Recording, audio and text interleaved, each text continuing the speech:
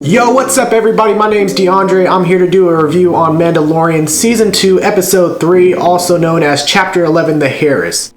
So the chapter picks off with Mando crashing his ship onto another planet, because as we see in the past episode, it was badly damaged due to the spiders and just everything that was going on in that chase in the second episode. So as we get to the third episode, Mando is in this kind of oceanic planet. There's this seaport that he lands on, and he gets his ship repaired, or slightly repaired. Fraud Lady gets reunited with her husband. So Mando ends up finding out that there were other Mandalorians on this planet, and ends up boarding this ship with these pirates, who end up tricking him and basically like just knocking Baby Yoda into a fucking I don't even know what the creature's called. It looks like the little octopus that tried to swallow Frodo in Lord of the Rings. Ends up knocking Baby Yoda into it and tries to kill Mando as well for his armor, which at this point Mando should stop trusting people, because obviously they're starting to try to, you know, fuck with his shit and try to steal his Beskar armor. So, you know, I can't trust these niggas out here. Anyway, he ends up getting saved by 3 Mandalorians, who one turns out to be Bo-Katan.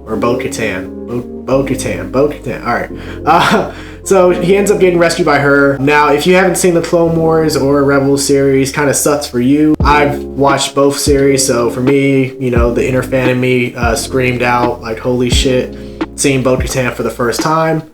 And played by the same actress who voiced her in the animated series as well, Katie Sackhoff, who looks really great as Bo-Katan in live action. So I'm glad they were able to pull that off.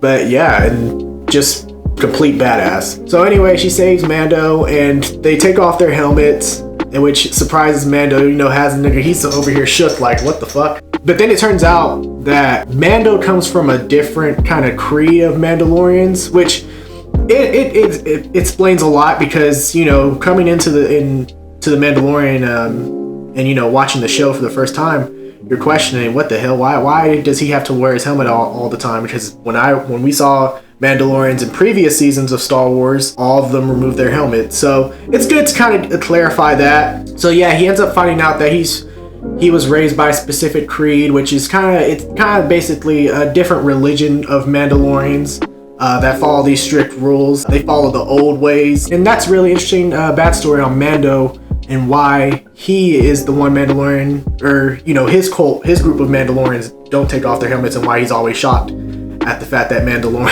every Mandalorian he runs into takes off their helmet. So it's a good explanation. I could see why Pedro Pascal wants his helmet removed in the series. Maybe he does remove his helmet at one point, because when you think of the creed and the cult that those specific Mandalorians follow, you could easily see Mando, and just like with anybody in the real world, like, you have a certain religion that you grow up believing in, and then obviously you go through experiences that make you kind of test out new religions and you know, see, and there's many people who convert to other religions in their lifetime. So that's something that, you know, they could explore in the show. Maybe Mando starts to see some flaws in his ways that make him convert into the, you know, modern Mandalorian ways that Bo-Katan and all of them follow. Alright, so anyways, Bo-Katan and her team of Mandalorians are basically trying to infiltrate cargo ships that store weapons, Imperial cargo ships, by the way.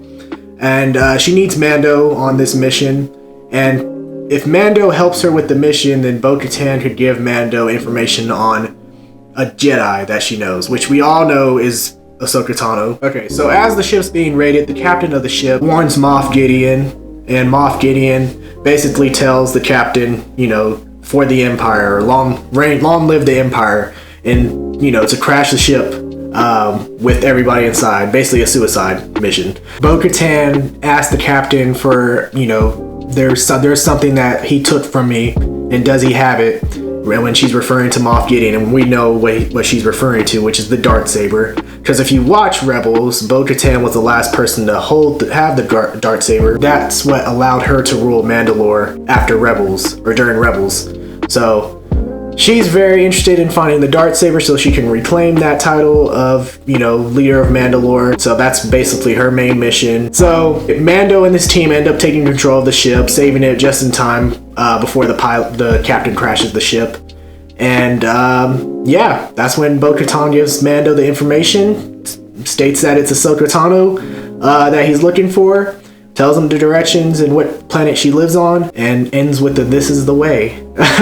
But it was a great episode. I really loved a lot of the action sequences that took place in this episode. It's definitely a big improvement from this episode compared to the last episode. Bryce Dallas Howard actually directed this episode, so big kudos to her. She did a really great job. I loved the way they brought Bo-Katan in. I loved her action sequences as well, especially the one where she's just knocking guys out and she does that hero turnaround, you know, that Iron Man and all them do, that superhero close-up shot. So it's pretty dope. It was pretty dope concept to see. It was a very short episode, but there was a lot going on, so it didn't feel that short to me. Another thing I really liked about this episode is the way that it tied into previous stories from Star Wars franchise, which is great to see. I mean, adding characters like Bo-Katan and her in there, and the Darksaber and things like that.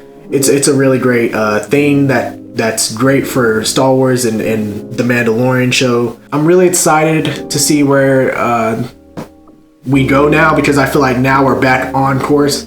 I feel like the last episode was a side mission. It was kind of, you know, offsetting. And I feel like now we're back on the main story. I'm excited to see where it goes. I feel like this won't be the first of many tie-ins to other installments of Star Wars. Really enjoyed this episode. It's definitely an improvement over the last episode. I'm excited to see where it goes. I feel like now they're on the right track. Alright guys, if you like this review, be sure to like, subscribe, comment down below. Let me know what your guys' thoughts were on Bo-Katan's first appearance, and what was your reaction when you saw her on screen for the first time. I know I was excited to see her. Let me know what you guys' thoughts were on the episode, and be sure to follow along for more. Alright, deuces.